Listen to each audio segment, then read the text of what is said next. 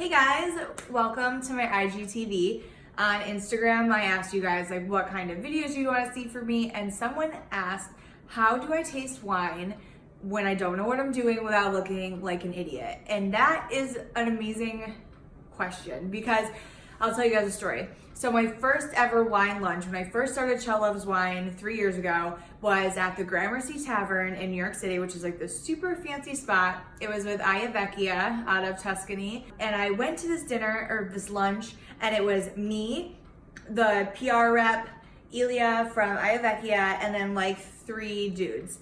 And I had never been to like an official wine tasting before. I had done like the Long Island, let's get trashed on the party bus kind of thing.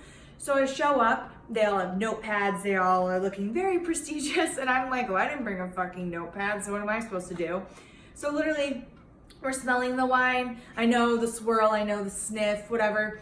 Then they're all spitting the wine out, and they're making these absurd noises when they're like sucking air in over the wine, they're like, and I'm like, what is going on? And I felt like such an idiot because I had no clue what was happening or how I was supposed to act or how I was supposed to be tasting this wine.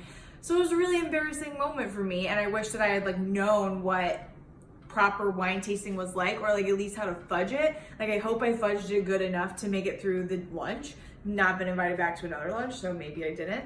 But I want to take you through how to actually taste wine. So you swirl, you smell, you sip, and you spit. Those are like the way that you do it. And then I'll give you some tips if you like really don't know what you're doing, like things you could say to make it look like you know what you're talking about. But nonetheless, we're gonna figure it out together. Okay, so let me get my glass of wine. This is also being filmed during dry January, so I will be participating in the spitting portion of the tasting. Okay, so you're at the winery, lunch, dinner, wherever you're at.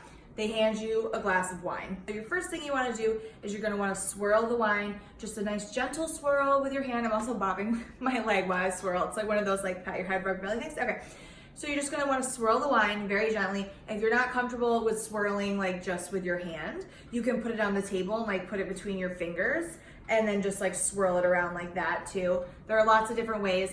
So you really want to swirl. This is going to release the aromas that are in the wine. It's going to be able to let you smell what's going on in the glass. So swirling, very easy, step 1.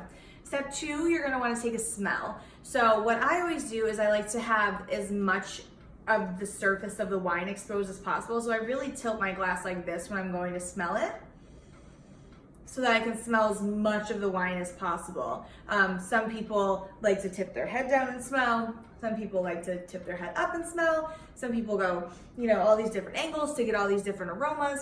Literally just stick your head in the glass and take a big smell and really just kind of like focus on it. If it smells like wine to you, it smells like wine to you. There's nothing wrong with that. So good tips when you're in the smelling portion is that if it's a red wine, you're going to be smelling things like red fruits. So like strawberries, raspberries, blackberries, currant, things like that. So if you're drinking red wine, think red fruits and black fruits. If you're drinking a white wine, you're not gonna smell those same aromas. You're gonna smell green fruits like apples. You're gonna smell stone fruits. You're gonna smell melons and pineapple and banana. You're gonna smell all these different aromas. So it's kind of a good way to do it. So if you're like, it smells like wine to me, but I want to say something intelligent. You say, oh man, it really smells like red fruit to me. There's strawberries, whatever. You can kind of like come up with things that you think would be in the glass if you want to sound like you know what you're talking about. And the good thing about what you smell too is it's all subjective to who you are as a person. Like obviously, you're not going to be smelling apples in this because this is a red wine. You're not going to be smelling a green apple in a red wine. It's not going to happen. So then we've swirled, we've sniffed, and now is the time to take a sip. So like what I like to do when I'm taking a sip of wine is I put it in my mouth, just like a good sip, not like a guzzle and not like a little, put a good sip in my mouth. And then I like to aerate it a little bit. So this opens it up, gets the senses that you're getting in your mouth up into your olfactory system so that it can really smell and taste what's going on. If you don't want to do that, swish it around in your mouth. Like so many people do that. You take a sip, you swish it around, it really coats the mouth so you can figure out what's going on, and then you're gonna spit it out. So I have my $8 decanter from Crate and Barrel CB2, which I'll be using as my spittoon today. So you just are swirling and we're smelling. And I'm talking about the aromas that I'm getting. And then I'm gonna take my sip.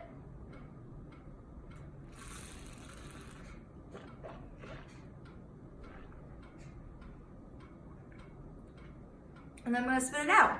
And now, without actually drinking the wine, I can tell you all the flavors that I'm getting. It's actually very good, very good. So you could taste the wine without actually drinking it. When you're going to a wine tasting and you're tasting multiple wines throughout the day, I recommend spitting the wine out, because if not, you'll be plastered and it's really difficult. I've sat down to 25 wine tastings before, and if you tried to drink all of them, you would be so drunk. I took Pete to a Wines of South Africa dinner once, and we tasted 14 different wines throughout the course of the dinner.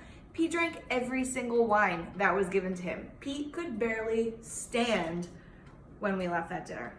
So if you want to be like Pete, but if not, we're gonna spit the wine out.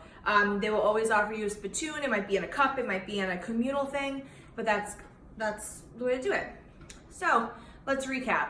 You don't know how to wine taste, but you want to look like you know what you're doing. So we're gonna go and we're gonna pick up our glass and we're gonna swirl it, really aerate the wine. We're gonna give it a good smell. We're gonna remember that red wine has red fruit flavors, has black fruit flavors. You're gonna find some tannins, it's gonna have more structure, there's gonna be acidity. All of these things are gonna be found in red wine. If you're drinking white wine, you will also find acidity, but you will not find tannins. You will find green fruits, you will find stone fruits. You might find some flowers and some herbs. Things like that are typical in a white wine. Second or third, we're gonna take our sip and we're either gonna aerate it by sucking some air into our mouth while we're drinking, or we're just gonna swish it around in our mouth and then spit it out. That's what we're gonna do.